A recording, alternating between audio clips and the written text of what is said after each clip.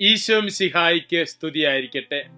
ഈശോയിൽ സ്നേഹമുള്ളവരെ, ഇന്നത്തെ ദൈവവചന പ്രഘോഷണങ്ങളെല്ലാം ദൈവിക മഹത്വത്തിന്റെ വെളിപ്പെടുത്തലുകളെ കുറിച്ചാണ് പറയുന്നത്.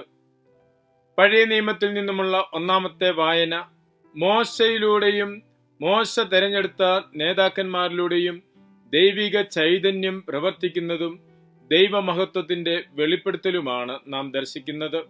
യെശയ്യാ പ്രവാചകന്റെ പുസ്തകത്തിൽ നിന്നുള്ള രണ്ടാമത്തെ പ്രഘോഷണത്തിൽ ബാബിലോണിയൻ അടിമത്തത്തിൽ കഴിഞ്ഞിരുന്ന ഇസ്രായേലിന്റെ ആസന്നമായ രക്ഷയെക്കുറിച്ചുള്ള വെളിപാടാണ് നൽകുന്നത്. രക്ഷയുടെ മധ്യസ്ഥനും നിത്യപുരോഹിതനുമാണ് മിശിഹ എന്ന കാര്യമാണ് ഹെബ്രായക്കാർക്ക് എഴുതപ്പെട്ട ലേഖനത്തിലൂടെ പ്രഘോഷിക്കുന്നത്. യോഹന്നാൻ ശ്ലീഹായുടെ സുവിശേഷം അനുസരിച്ച് ഈശോ ചെയ്ത അടയാളങ്ങളിൽ ഒന്നാമത്തേതായിരുന്നു കാനായിലെ കല്യാണ വിരുന്നിൽ നടന്ന അടയാളം. ഈശോ വളർന്ന പട്ടണമായ നസറത്തിൽ നിന്നും അധികം ദൂരത്തല്ലാതെ സ്ഥിതി ചെയ്യുന്ന ഗ്രാമമാണ് കാന. അവിടെ ഒരു വിവാഹ വിരുന്നിൽ ഈശോ ചെയ്ത അത്ഭുതമാണ് ഇന്നത്തെ സുവിശേഷ പ്രഘോഷണം.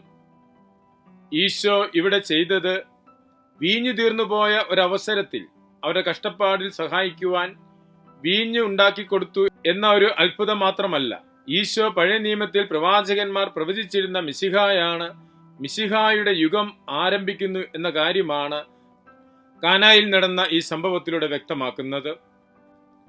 മൂന്നാം ദിവസം ഗലീലിയയിലെ കാനായിൽ ഒരു വിവാഹ വിരുന്ന് നടന്നു എന്നാണ് സുവിശേഷകൻ പറയുന്നത്. മൂന്നാം ദിവസം ദൈവം തന്നെ വെളിപ്പെടുത്തുന്നതിനെ സൂചിപ്പിക്കുന്നതാണ്. പുറപ്പാട് പുസ്തകം 19:6 ദൈവമായ കർത്താവ് ഇസ്രായേൽ ജനത്തിന് തന്നെ വെളിപ്പെടുത്തിയത് മൂന്നാം ദിവസമാണ്.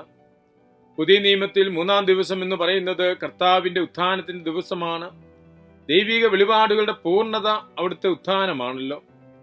മൂന്നാം ദിവസം നടന്ന സംഭവമായി കാനായിലെ കല്യാണ വിരുന്നിനെ കുറിച്ച് പറയുമ്പോൾ അവിടെയും ദൈവികമായ വെളിപാട് നടക്കുന്നു എന്നതാണ് യാഥാർത്ഥ്യം. ഈശോയെ ഇസ്രായേൽ ജനത്തിന് വെളിപ്പെടുത്തുന്ന അടയാളങ്ങളുടെ ആരംഭമാണ് ഇവിടെ നടക്കുന്നത്. പുതിയ നിയമത്തിൽ മൂന്നാം ദിവസം എന്ന് പറയുന്നത് കർത്താവിന്റെ ഉത്ഥാനത്തിന്റെ ദിവസമാണ്. മിശിഹ ദൈവമാണ് എന്ന വെളിപ്പെടുത്തലിന്റെ പൂർണ്ണത അവിടുത്തെ ഉത്ഥാനത്തിലൂടെയാണ് യാഥാർത്ഥ്യമാകുന്നത്. മൂന്നാം ദിവസം നടന്ന സംഭവമായി കാനായിലെ കല്യാണ വിരുന്നിനെ കുറിച്ച് സുവിശേഷകൻ പറയുമ്പോൾ അവിടെയും പുതിയൊരു വെളിപാട് യാഥാർത്ഥ്യമാകാൻ പോകുന്നു എന്നതാണ് സൂചന. പഴയ നിയമത്തിൽ വിരുന്ന് മിശിഹയുടെ രാജ്യത്തിന്റെ സമൃദ്ധിയും സന്തോഷവും ചിത്രീകരിക്കുന്നതായിരുന്നു. യെശയ്യാ പ്രവാചകന്റെ പുസ്തകം 25:6-8, ഹോസിയ 2:19-20, ജെരമ്യ 3:12 ഇവിടെയെല്ലാം വിരുന്ന് മിശിഹായുടെ രാജ്യത്തിന്റെ അടയാളമായിട്ട് സൂചിപ്പിക്കുന്നു. ഇസ്രായേലും ദൈവവുമായുള്ള ഉടമ്പടി ബന്ധത്തിന്റെയും സഭയും മിശിഹായും തമ്മിലുള്ള ബന്ധത്തിന്റെയും അടയാളമായി വിവാഹത്തെ വിശുദ്ധ ഗ്രന്ഥം പ്രതീകാത്മകമായി ഉപയോഗിച്ചിട്ടുണ്ട്. യെശയ്യാ 54:6-8, ജെരമ്യ 2:2, 1 കോരിന്തോസ് 11:2, എഫേസ്യൂസ് 5:25-26. ശൂന്യമായ 6 കൽപ്പരണികളും പഴയ നിയമത്തിന് പ്രതീകമാണ്. അത് ശുദ്ധീകരണത്തിന് ഉപയോഗിച്ചിരുന്നത് എന്ന് ലേവ്യരുടെ പുസ്തകം 19:11-22 പറയുന്നു. പഴയ നിയമം പൂർത്തിയായി പുതിയ നിയമത്തിന്റെ ആരംഭം കുറിക്കുന്നതാണ് കാനായിൽ സംഭവിക്കുന്നത്. പഴയ നിയമത്തിലെ 6 കൽപ്പരണികൾ ശൂന്യമായി എന്ന് സൂചിപ്പിക്കുന്നതിലൂടെ പഴയ നിയമത്തിന്റെ പൂർത്തീകരണവും അത് വീണ്ടും പുതുവീഞ്ഞുകൊണ്ട് നിറയ്ക്കുമ്പോൾ പുതുവീഞ്ഞ് പുതിയ നിയമത്തിന്റെ ആരംഭവുമാണ് സൂചിപ്പിക്കുന്നത്. വീഞ്ഞിന്റെ സമൃദ്ധിയും പുതുവീഞ്ഞും മിശിഹായുടെ വരവിന്റെ അടയാളമായി പ്രവാചകന്മാർ പറഞ്ഞിട്ടുണ്ട്. യെശയ്യാ 25:6, ജോയേൽ 3:18, ആമോസ് 9:13. പ്രകാരം മിശിഹായുടെ വരവ് യാഥാർത്ഥ്യമായി എന്ന് പ്രഘോഷിക്കുകയാണ് കാനായിലെ വിരുന്നിൽ സംഭവിക്കുന്നത്. പുതിയ നിയമ രക്ഷാ പദ്ധതിയുടെ ആരംഭം കുറിക്കുന്ന സംഭവമാണ്. മിശിഹാ രഹസ്യങ്ങൾ ധ്യാനിച്ചിരുന്ന മറിയം മിശിഹായോടൊത്ത് സഹകരിക്കുന്നു. പഴയ നിയമത്തിൽ പ്രഖ്യാപിച്ചിരുന്ന മിശിഹായുടെ വരവ് യാഥാർത്ഥ്യമായി എന്ന് പഠിപ്പിക്കുകയാണ് ഈ സംഭവം വിവരിക്കുന്നതിലൂടെ സുവിശേഷകൻ ലക്ഷ്യം വയ്ക്കുന്നത്. ആത്മീയ വളർച്ചയ്ക്ക് ഉപകരിക്കുന്ന വ്യത്യസ്തമായ വിചിന്തനങ്ങളും ഈ വചനഭാഗത്തു നിന്ന് നമുക്ക് സ്വീകരിക്കാം. ഒന്നാമതായി, ദൈവവചനത്തോട് നമുക്കുണ്ടായിരിക്കേണ്ട മനോഭാവം എന്താണ് എന്ന് ഈ വിശുദ്ധ ഗ്രന്ഥഭാഗം വ്യക്തമാക്കുന്നു. വീഞ്ഞ് തീർന്നുപോയിരിക്കുന്നു എന്ന് പറഞ്ഞ അവസരത്തിൽ ഈശോ പരിചാരകരോട് പറയുന്നത് വെള്ളം കോരിക്കൊണ്ട് വരുവാനാണ്.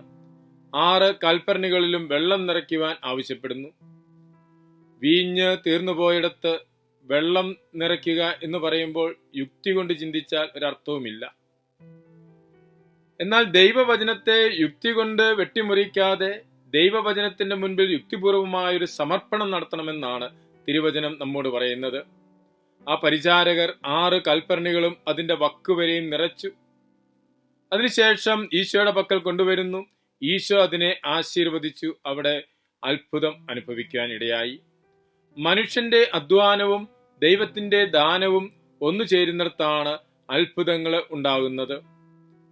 ദൈവവചനത്തെ യുക്തി കൊണ്ട് വെട്ടിമുറിക്കാനുള്ളതല്ല, മറിച്ച് ദൈവവചനത്തിന് മുമ്പിൽ യുക്തിപൂർവമായൊരു സമർപ്പണം, ഒരു സഹകരണം നടത്തി മനുഷ്യ അധ്വാനവും ദൈവകൃപയും ഒന്നു ചേർത്ത് ജീവിതത്തിൽ അത്ഭുതം അനുഭവിക്കുവാനായി വിശുദ്ധ ഗ്രന്ഥം നമ്മെ ക്ഷണിക്കുന്നു. രണ്ടാമത്, ഈ ദൈവവചന ഭാഗം നമ്മോട് പറയുന്ന ഒരു സന്ദേശം പരിശുദ്ധ അമ്മയെക്കുറിച്ചാണ്. സമയമാകുന്നതിന് മുൻപേ ദൈവത്തിന്റെ ഇടപെടൽ പരിശുദ്ധ അമ്മയുടെ മധ്യസ്ഥത വഴി യാഥാർത്ഥ്യമാകുന്നതാണ് നാം കാനായിൽ ദർശിക്കുന്നത്. നമ്മുടെ ജീവിതത്തിലും പരിശുദ്ധ അമ്മയെ ചേർത്ത് നിർത്തി പ്രാർത്ഥിക്കുമ്പോൾ, പരിശുദ്ധ അമ്മയോട് ചേർന്ന് പ്രാർത്ഥിക്കുമ്പോൾ, പരിശുദ്ധ അമ്മയുടെ വിശുദ്ധിയോട് ചേർന്ന് പ്രാർത്ഥിക്കുമ്പോൾ നമുക്കും സമയമാകുന്നതിന് മുൻപേ നമുക്കും ദൈവകൃപ അനുഭവിക്കുവാനായിട്ട് സാധിക്കും. സമയമാകുന്നതിന് മുൻപേ തന്നെ ദൈവിക ഇടപെടല് അനുഭവിക്കുവാൻ നമുക്കും സാധിക്കും. ഈ ദൈവവചനം ധ്യാനിക്കുമ്പോൾ മനസ്സിലേക്ക് വരുന്ന മറ്റൊരു ചിന്ത, കാനായിലെ കല്യാണ വിരുന്നില് വീഞ്ഞിന്റെ കുറവ് പ്രതിസന്ധിയിലേക്ക് നയിക്കുന്നു. കുറവിനെ പരിഹരിക്കുന്നതിന് പരിശുദ്ധ അമ്മയുടെ ഇടപെടലിലൂടെ ഈശോ പ്രവർത്തിക്കുന്ന നമ്മൾ കാണുന്നത്. നമ്മുടെയൊക്കെ ജീവിതത്തിലും കുറവുകൾ ഉണ്ടാകുന്നത് സ്വാഭാവികമാണ്. കുറവുകൾ ഉണ്ടാകുമ്പോൾ പലവിധത്തിലുള്ള പ്രതിസന്ധികൾ ഉടലെടുക്കും. ആ പ്രതിസന്ധി ഘട്ടങ്ങളിൽ എന്ത് ചെയ്യണമെന്നാണ് പരിശുദ്ധ അമ്മ നമുക്ക് കാണിച്ചു തരുന്നത്. കുറവുകളെ നികത്തുവാൻ സാധിക്കുന്ന തമ്പുരാന്റെ സന്നിധിയിലേക്ക് നാം ആ സാഹചര്യത്തിൽ എത്തിക്കുകയാണ് വേണ്ടത്. പരിശുദ്ധ അമ്മ ആ കുടുംബത്തിന്റെ കുറവിനെ ഈശോയുടെ സന്നിധിയിലേക്ക് എത്തിക്കുന്നു. ഈശോയുടെ വചനമനുസരിച്ച് പ്രവർത്തിക്കുന്ന ആ കുടുംബത്തിന് അത്ഭുതം അനുഭവിക്കുവാൻ സാധിക്കുകയും ചെയ്യുന്നു. ദൈവവചനത്തോട് മനുഷ്യന്റെ സഹകരണം ഉണ്ടാകുമ്പോൾ അത്ഭുതങ്ങൾ നമ്മുടെ ജീവിതത്തിൽ ഉണ്ടാകും. അത്ഭുതകരമായ ഇടപെടൽ നമ്മുടെ ജീവിതത്തിൽ അനുഭവിക്കുന്നതിന് മനുഷ്യനായി അവതരിച്ച ദൈവപുത്രനെ നമ്മുടെ ജീവിതത്തിലും നമ്മുടെ കുടുംബത്തിലും ചേർത്ത് നിർത്തണമെന്ന് ഇന്നത്തെ സുവിശേഷം നമ്മോട് പറയുന്നു. ദൈവത്തിന്റെ ദാനവും മനുഷ്യന്റെ അധ്വാനവും ഒന്നു ചേർന്ന് അത്ഭുതകരമായ ദൈവകൃപ നിറഞ്ഞ ഒരു ജീവിതം നയിക്കുവാൻ നമുക്കും ദൈവകൃപ പ്രാർത്ഥിക്കാം.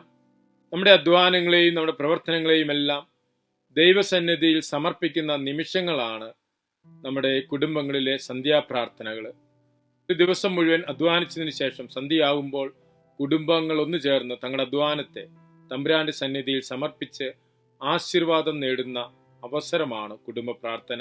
ദൈവകൃപയും മനുഷ്യന്റെ അധ്വാനവും ഒന്നു ചേർത്ത് അനുഗ്രഹപ്രദമായ ഒരു കുടുംബജീവിതം, അനുഗ്രഹപ്രദമായ ഒരു സമൂഹ ജീവിതം, അനുഗ്രഹപ്രദമായ വ്യക്തിജീവിതം ഉണ്ടാകുന്നതിന് ഈശോയുടെ ഇടപെടൽ നമ്മുടെ കുടുംബങ്ങളിലും നമ്മുടെ സമൂഹത്തിലും വ്യക്തിജീവിതത്തിലും പ്രാർത്ഥിക്കാം. മിശിഹ നമ്മെ അനുഗ്രഹിക്കട്ടെ. ആമേൻ.